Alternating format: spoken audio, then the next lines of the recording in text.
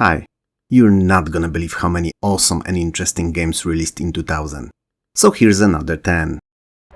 The smell of death surrounds me. No, wait, that's not it. Not again. Diablo 2 is an action role-playing hack and slash and one of the most difficult games in today's video to talk about, for a variety of reasons. One of them, it being one of the most important games, and not in the year only, but in the entire history of gaming. Second, the controversy that carried on from the first title, with some people insisting on not calling it an RPG, as there was too much frantic action in it and too little strategy. I mean, I wonder what they would say about it today, when most games that come out are of so many mixed genres that, other than the simulations and sport games, most other are mix of at least 3-4 basic ones. And finally, third, it's difficult to talk about Diablo 2 because of the expectations most of us had for it after the first. And while people were split into two camps, those that were right and those that were wrong, I'm sure that everyone would agree that it was an incredibly important release. You, my dear viewer, regardless of your choice of sides, was naturally in the right, and it's the others that are wrong. Because you know, you're you, and you're nearly always right. Diablo 2 is set shortly after the first one and continues on the story of the demonic overlord. Noble hero of Tristram from the first game, after battling it out with Diablo, realized that Lord of Terror could never be really defeated, so he made the biggest sacrifice imaginable. Also a stupid one, but that's beside the point. He absorbed the spirit of Diablo into himself, hoping that he would be able to contain the demon within, at least for as long as he lived.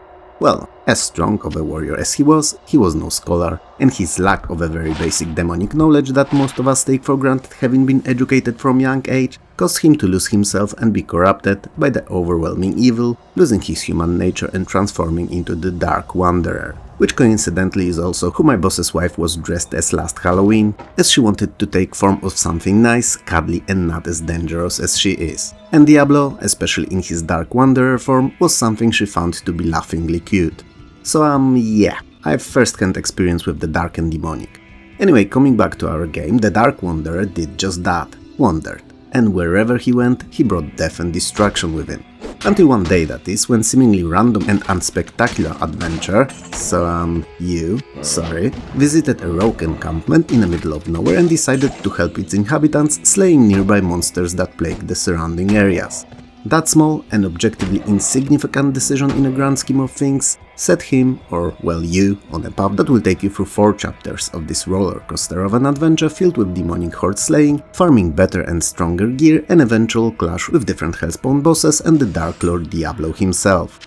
While some may say that Diablo 2 was a case of more and better only, I disagree. To me, especially with its released a year later Lord of Destruction DLC, it was a case of much more and much better.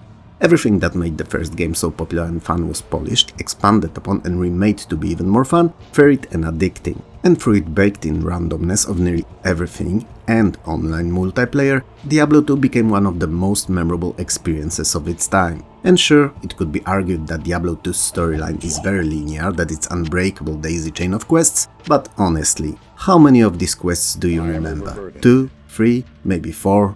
Yup. But what I'm 100% convinced you do remember is all the demon slaying, Rackanishus falling apart into piles of goo when you put your axe through them, or skeletons exploding into individual bones when met with a friendly hammer propelled by the power of your brute force. You definitely remember when you found that unique stuff that you were after that made your sorceress finally a force to be reckoned with, or surrounding your foes with your army of skeletons as necromancer and just watching them go to town on all the bodies. Or warwielding like an indestructible force of nature through legions of enemies as a barbarian. That's what you remember, and that's what made Diablo 2 great. Especially that many of these experiences happened in a group of friends, with some of them often screaming in your headset for you to come to them ASAP and save their hides as they were kiting bosses and panicking for their lives. It was bliss. Anyway, Diablo 2 featured 5 basic classes of Amazon, Necromancer, Barbarian, Sorceress and Paladin that then were supplemented with Druid and Assassin in the expansion. And each of them played entirely different, had their own skills, gear, strong and weak sides, and literally countless builds, using different abilities, weapons and armor, and magical runic words. It was fantastic. Love it or not, Diablo 2 changed the gaming scene forever. Colin McRae Rarely 2.0 is a well-deserved sequel to the groundbreaking and hugely successful 1998's first game, and it's based on real cars and trucks that were included in the 2000's real-life World Rally Championship.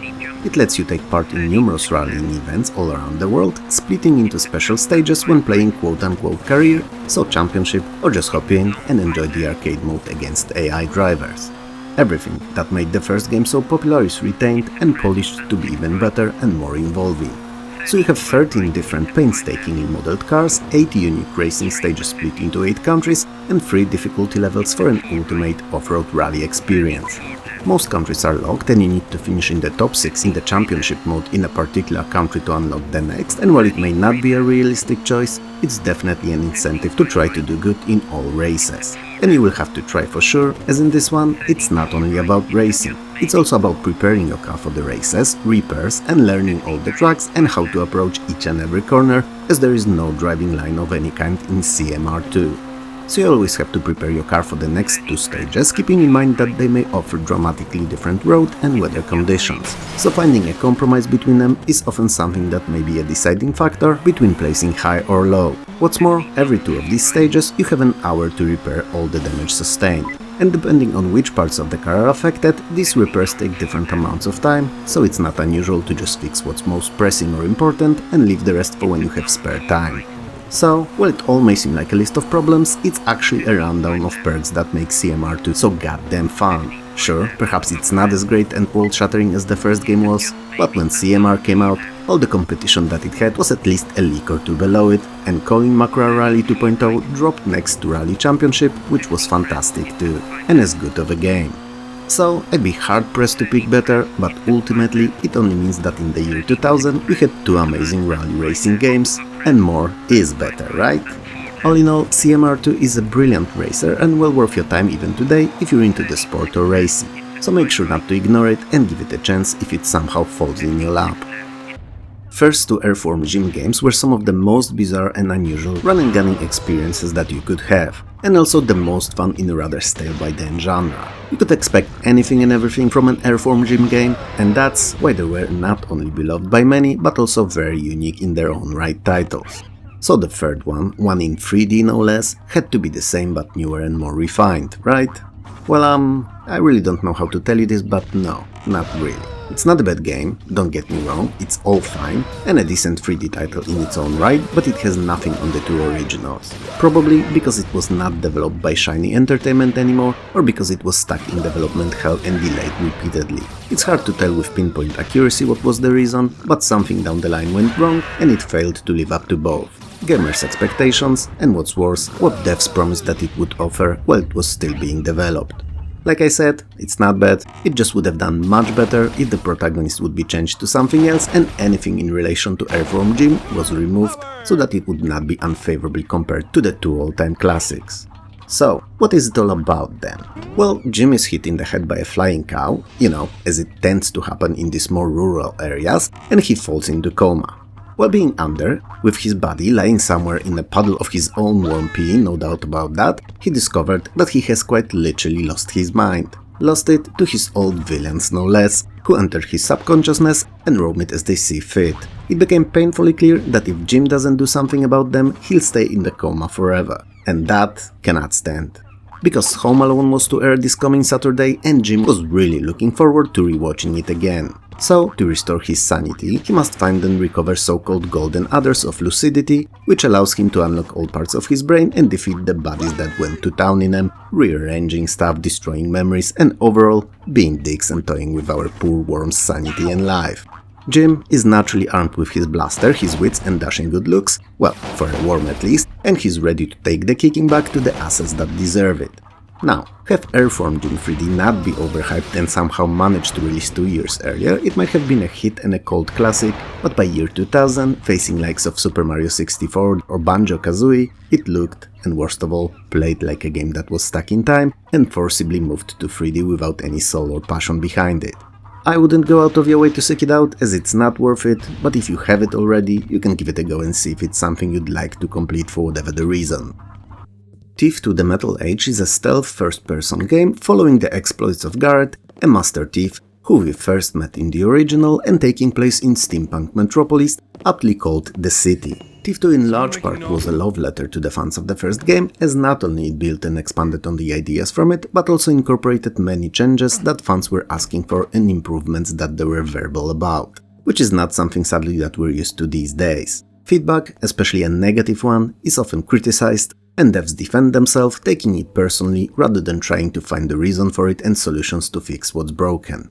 So, Looking Glass Studios went above and beyond to make a great game, and you know what? They succeeded. They really did, even if it eventually caused them to went bankrupt. Anyway, there's many less maze-like locations in the second game, close to no otherworldly creatures, and the focus is placed in grand majority on urban stealth. So you, being a master of the shadows and darkness, along your entire adventure will unravel terrible conspiracy and standing behind the religious sect, all the while, naturally, doing what thieves do best. So steal. All the abilities that you used during your burglaries in the first title are back, but are supplemented with few new additions. Scouting orbs, for instance, can be thrown to see around the corners, which I don't have to tell you is a huge help in a game like Thief, where full frontal attacks rarely end well. So you still need to stay quiet, hidden and out of direct view to be the most efficient at both, stealing and killing. The game is divided into 15 individual missions of various objectives, like thievery, blackmails or frame-ups to name a few, and most of them can be approached in multiple ways, adding a lot to the replayability. Guards can be knocked off or killed, their bodies hidden, and you have naturally your whole assortment of arrows with you, from water to douse lights, through moss to dampen footsteps, all the way to the rope arrow and anything in between. Stolen items can be sold between the missions to purchase more thieving gear, and you should always make sure to have enough. Thief 2 is not a fast-paced action-packed game, though one would argue that its slower pace and having to think and plan carefully each and every step of the way actually makes it more action-packed than all of those run-and-gunners are. Cause while you spend a lot of time observing the guards, learning their patrol patterns, studying the map and forming a foolproof plan, when you're ready and all goes well as planned, the entire level feels like a fast and beautifully choreographed dance that you performed flawlessly, and hardly any game at the time offered such a degree of satisfaction. The entire series of Lemmings games is based on an urban legend of lemmings throwing themselves off the cliffs in some kind of a hive-mind ritualistic suicide, as the group mentality is supposedly the king in their society. It's been later disproved as very situational behavior and largely untrue, as if it was their regular habit, they would have went extinct decades earlier. Still, that very idea of them rushing straight to their deaths unless directed otherwise is what we can thank for the series of amazing and based on the Notion games. And for the most part, Lemmings Revolution follows the suit of the originals, albeit in modernized, nay, revolutionized presentation. So the idea here is very simple. You must guide a group of lemmings to exit, making sure that all of them, or more realistically as many as you manage to save, get to it unscathed. The levels are naturally riddled with different environmental obstacles and traps, and overcoming them will be your task, as our little creatures just mindlessly walk forward until they meet either an obstacle or their sad end. If the first happens, they turn around and walk backwards. So with use of 8 basic skills found in the original game, forfeiting all the other ones that were created between it and this outing, you have to do your best to prevent Little Walker's extinction. Personally, while I found few new skills added in the second game interesting to use in the free play format that it offered, and did not care for the third game at all, I believe that the core abilities that were moved from the first game were the best, plenty enough varied and neither too little nor too much, just enough to have fun, with variety coming from levels designs rather than constantly changing repertoire of skills. The levels are no longer 2D left to right or vice versa, but are now overlaid on the side of a rotating cylinder, allowing for movement in both directions and utilizing verticality quite often. Completing any of them unlocks 2 more, and the game is composed out of 102 overall, which should be plenty enough to guarantee a good few afternoons for any and all fans of the series or just puzzlers. Believe it or not, but Lemmings Revolution has a story, and it's centered around weasels who enjoy watching our cute creatures dropping to their deaths, so they've captured them all, created intricate and challenging stages full of potential deaths for them, and released them inside to see how many would fail to survive. A rather dark background to such a fun little game, but whatever, it is what it is. And while Revolution may not be as iconic as the original, it plays like a charm and I wholeheartedly recommend it. Homeworld Cataclysm is a simple case of more and better. But you know what? It's not bad. In fact, this game alone is a proof that more and better, instead of entirely new, can actually be great, because it's exactly what the fans wanted. And it's them in the end who vote for the game with their wallets. And let me tell you, they sure did vote for Cataclysm. Anyway, Homeworld Cataclysm is a sci-fi space team real-time strategy and a standalone expansion to the original Homeworld. It is set 15 years after the events from the first game. The Titan Empire has collapsed and is now a new Titan Republic, though still threatened by the imperialist remnants and tyrannic raiders allied with them. The game's plot follows the story of Kunlan, a Kushan mining starship that attempts to counter and defeat the so-called Beast. And the Beast is a new nickname I have for my boss's wife, cause she's devouring anyone and anything that stands against her. Not with the power of her arguments, intelligence or fast comebacks even, but with relentless and mindless repetition of same few demeaning sentences that hardly anyone has patience and strength to sustain listening for too long, and most yield eventually. Also, if there are cakes, cookies or any kind of savory or sweet snacks at work, she tends to go to town on them when she's here, and either zeroing the packages or eating as much as she can and then taking what's left home, so that the common simpletons such as ourselves wouldn't waste work time she pays for on them. She's great. Anyway, coming back to Cataclysm, its beast is a destructive nanobot virus that spreads infecting and assimilating ships. Kinda like Borg from Star Trek did, but less puppet-like and more technology-centric. While Cataclysm uses the same exact engine the original did, several improvements have been made to it, adding to the depth of gameplay and fun factor too. So you can speed up time now up to 8 times when needed, ships can be upgraded considerably with armor replacements and new abilities/weapons, carriers and command ships can have external modules added for research and fleet support, like cabins for new pilots for instance, and said command ships can defend themselves and attack now too. There is no fuel in the game anymore, removing the busy work required to keep it in check. And there's a lot of small differences to the ships that you saw in the original, mainly to streamline their use, like having upgraded resource collectors be capable of capturing enemy vessels, harvesting crystals and repairing friendly units. The main and biggest difference between the two games, however, is the scale. While first Homeworld was a game that saw you control entire squadrons of dozens of units in huge space battles, often involving over 100 of ships, so it worked on a macro scale of conflict so to speak, Cataclysm focuses on micro, and the skirmishes usually involve fewer units, especially that the war is over and that the encounters are more localized to small battles. While Homeworld Cataclysm did not reinvent the wheel and settled on following the original, it was exactly what the fans of the first wanted. Same kind of gameplay with tweaks and changes, and a whole lot of tiny, seemingly insignificant changes that, while not groundbreaking in any way, when put together, made for a different but familiar feeling experience. Escape from Monkey Island is a point-and-click... No, it's actually not. No point in clicking in this one. It's an adventure game though, 4th entry in the iconic Monkey Island series no less, and the first of them all to use 3D graphics, pre-rendered backgrounds and no point in clicking. Yep, it was the end of an era and a change most of us were not ready for. At least not with monkey games. Progress waits for no one however, so either learn to accept the change or get lost in the ever-evolving world of both gaming and real life. So I did. I somehow got used to the Grim Fandango's engine in Monkey Island game. And you know what? Good, cause it was rather fun experience. Maybe not as good as the earlier entries were, but still full of three-headed monkeys, whoops to be found and lost, big and small no less, and this time also in the form of the biggest of them all, the ultimate insult. And naturally, sword fighting, though it was supplemented with insult arm wrestling and monkey combat. You know, stuff that all the swashbuckling, grog-drinking and parrot-loving pirates crave, supposedly. Anyway, after finally defeating zombie pirate LeChuck, wink wink nudge nudge, and marrying his so much smarter than he could ever be sweetheart Elaine Marley, Guybrush is finally happy. When the couple returns from honeymoon to their home of Melee Island, they realize that things have changed a lot, and not for the better I'm afraid. For one, somehow during their absence, Elaine has been erroneously considered dead and her office of governor is up for election. With mysterious, wink wink nudge nudge again, cause you know, once is not enough, Charles L. Charles being in the absolute forefront of grabbing the office for himself. Secondly, Elaine's mansion is being demolished along with her irreplaceable collection of monkey skulls and priceless memories. And finally, Australian businessman Ozymandias is trying to turn the Caribbean upside down and morph it into a tourist hotspot, which you know, is not the same as pirate hotpot. So a large pot filled with grog to the brim and surrounded by peg-leg eye-patch-wearing corsairs telling the tales of the grandest adventures and lost big whoops. You can only imagine the dread that both of our lovebirds experienced seeing their island being turned into something it should never be. So, it's up to you once more, my dear viewer, to help Guybrush Threepwood, no longer a pirate wannabe but a full-fledged intern pirate in training, to break what everyone's trying to fix and make Caribbean terrible again. I should put it on a cap or a t-shirt, really. Sounds catchy. And I came up with it, with no help or inspiration from anyone else. It's 100% genuine me, and there's literally no background other than what I just told you to the genesis of the slogan. Yup, don't question me, cause if you will, you won't get the cap.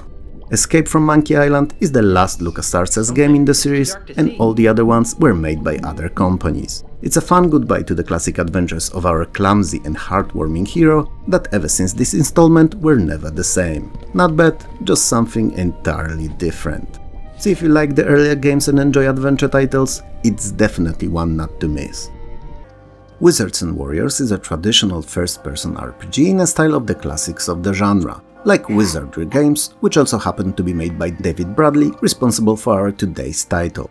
Traditional doesn't mean antiquated or bad, however, and a lot has been made for the game to be fun and playable. So, at the beginning you create your party of up to 6 adventurers, picking between 10 races in both genders, and 4 initial classes. Set classes of warrior, rogue, priest and wizard that you start with can in time be changed into 8 elite classes and 3 special ones, considerably expanding their capabilities and power.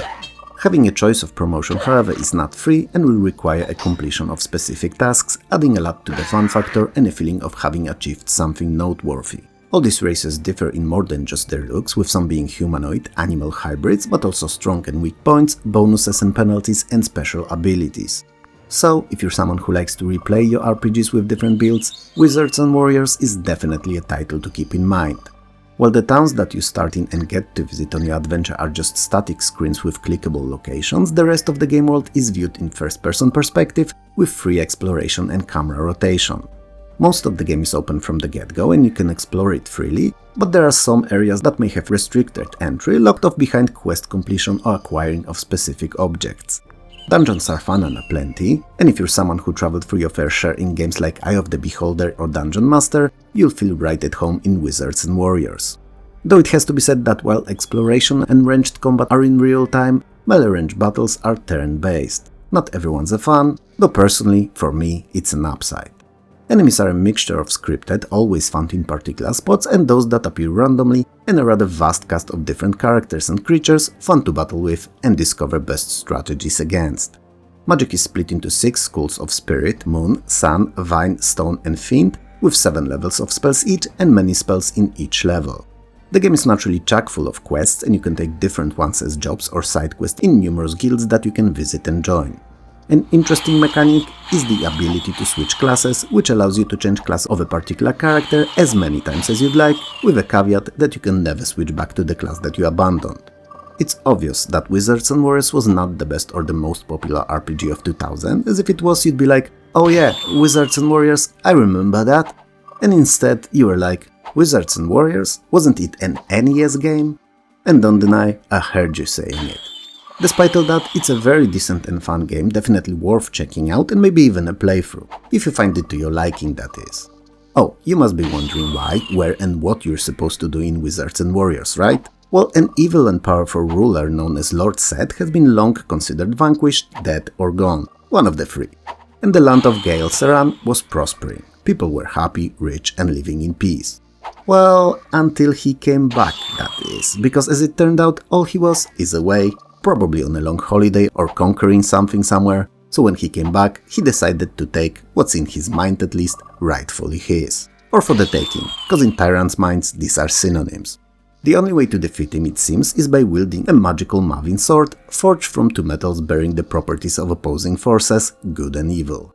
So, the oracles of Ishat Naha have tasked a group of brave adventurers with finding it and then using to explain to Lord Set that his head was always better suited kept separate from his body and held in a bucket. A mission and a half perhaps, but if not you, then there's no one capable of handling the challenge. Superbike 2000 is EA's motorcycle racing simulation and a pretty darn good game at that. And why, you may wonder, since these days EA is a butt of most video game design jokes? Well, it was made by Milestone, the very same responsible for brilliant earlier Screamer 2, so you can bet your ass that Superbike is really good. It is also a rather demanding game, leaning much more towards simulation than the arcade racing, requiring a certain skill level from a player, or time to actually learn it all before you'll start competing on a semi-decent level. That said, it includes a genre-standard set of driving aids available for those who find basic gameplay too tough, and stuff like automatic gearboxes, steering, braking and acceleration are present and easily switchable. The AI is pretty strong and aggressive, so you won't see them slowly following you in the back or even unrealistically rubber band behind you. No, they will fight for the spots and try to take them, and if they only see a chance, they will attack and grab the spots as best as they can.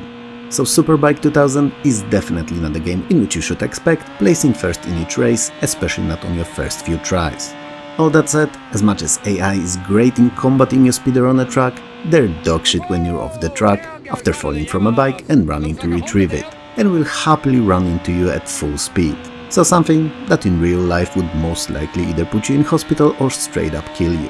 Oh well, don't fall off your bike, that's the message here I suppose. For both game and real life.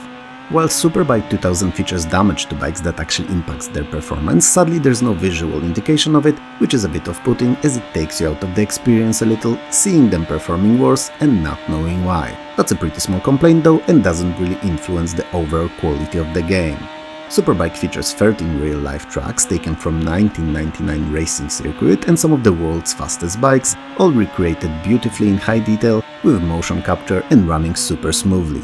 If you're a fan of the sport, this one's a no-brainer, but if you're someone who's more into the arcade racing or other genres, then there's probably better games out there. Hitman Codename 47 is the first game in the long-running and universally beloved series of stealth contract killer simulations. Yes, I shall stick by this genre choice for as long as I'm capable of defending it. So more or less until the first person says it's bullshit. Then I will yield and call it a first-person perspective action-adventure stealth title.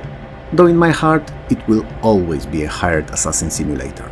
The game is a story of Agent 47, a genetically enhanced human clone, rigorously trained from an early age to become the unbeatable killing machine, capable of utilizing any weapons and items he may come across to fulfill his goals. And as he escaped the facility he was being held at, he is contacted by the ICA, International Contract Agency, the most generic sounding agency you've ever heard of, that specializes in handling cleaning contracts, mainly in terms of removing unwanted individuals from this plane of existence. Also one that operates in stealth and leaves no traces leading to the contract handler, issuer and purchasing client behind. In short, they're professionals, and you, playing as our Agent 47, are the best that could have ever happened to them, at least so early in his story. The contracts you'll be sent on in the first game will take you all around the world to Asia, Europe and South America, and will see you removing numerous, on the first glance unrelated individuals. As the game progresses, however, an overarching plot will emerge, and you'll begin noticing a connection and the role that they played in a much larger conspiracy. Hitman is a game of primary stealth, as while Agent 47 has no equals and can remove any and all targets when operating from the shadows or in a disguise. In direct combat, especially with numerous enemies, he will most likely be killed. Enhanced or not, he's only a human after all. Each level is a semi-open world environment populated with many NPCs, some related to the mission that you're on and some not. So guards, targets or just bystanders or civilians. And you have a very specific and clearly explained mission goal. Most of the time it's a kill order for a particular, usually heavily guarded important individual, getting to which will require much more brains than brawls. Best thing about Hitman is that while one may appear more obvious than the others, there are in fact multiple ways each mission can be completed. So you can deconstruct the entire guard force of a particular target, killing them one by one, hiding their bodies, disguising as them and working your way up the chain, so to speak, until there's no one left to protect him. Or you can blend in, study the patrol patterns, behavior of everyone on the way to your future kill and avoid removing anyone, slowly sneaking your way in and doing the deed in silence. Or you can raise the alarm in one part of the map by leaving a random body there to focus guards' attention on that area, getting to your target through the other side of the map. These are but 3 of many options that you have to tackle each and every stage. If you think about it and really look at the building blocks that the Hitman game is made out of, it will become clear that in reality it's just a huge puzzle that's for whatever the reason delivered in an attractive 3D presentation that needs solving. And figuring out the solution is actually probably even more fun than the carrying out part of that solution is. That said, the execution feels really rewarding, no doubt about that. Oh, and it's a puzzler with a very deep and engaging story to follow, which conclusion of, while not as well disguised as our hero can be, is fun to reach and experience. Hitman Codename 47 is one of the best games of 2000 and most important titles in the history of gaming. What do you think of the year so far? Is 2000 as good of a year as 1999 was? I think that it's hard to tell yet, but it's definitely not worse. I'm curious to learn what you think though, so let me know in the comments below. If you liked the video, hit those like and subscribe buttons below, and maybe share it too, it helps more than you know. If you didn't, then don't naturally. It was fun talking to you as usual, and I'll see you, or more accurately, talk to you very soon.